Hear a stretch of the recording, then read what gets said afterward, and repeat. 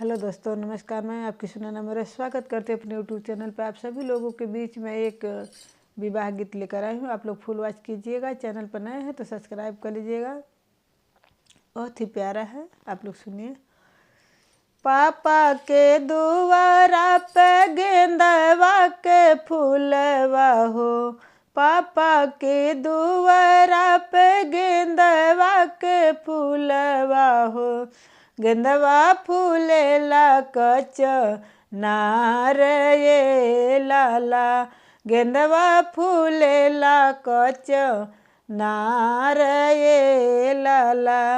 पापा के आंगने में गेंदवा के फूलवा हो, फूलवा फूलेला कच नार ये लाला, फूलवा फूलेला कच नार ये लाला।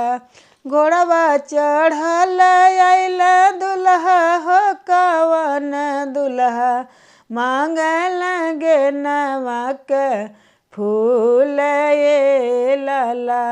घोड़वा चढ़ल आइल दुल्हा, कवन दुल्हा मांगल गेंदवा के फूल ये लाला, मांगल गेंदवा के फूल ये लाला।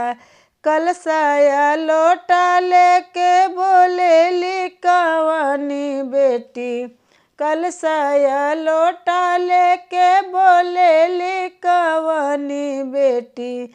नहीं देब गेंदवा के फूल ये लाला, नहीं देब गेंदवा के फूल ये लाला।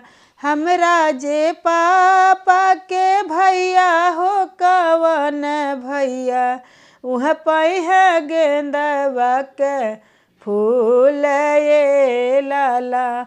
हमरे ही पापा के भैया हो, कवन भैया उहली है गेंदवा के फूल ये लाला, उह पाई है गेंदवा के फूल ये लाला, उहली है गेंदवा के फूल ये लाला। इसमें और भी जोड़कर गाना है, चाचा भैया जोड़कर गाना। आप लोग गाइएगा तो जोड़कर गाइएगा, पापा चाचा भैया। हमारा विवाह गीत कैसा लगा कमेंट बॉक्स में ज़रूर बताइएगा। आशा करती हूँ आप लोगों को पसंद आया होगा। पसंद आए लाइक सब्सक्राइब ज़्यादा से ज़्यादा शेयर करें। कमेंट बॉक्स में ज़रूर अपनी राय दें। वीडियो देखने के लिए बहुत बहुत धन्यवाद।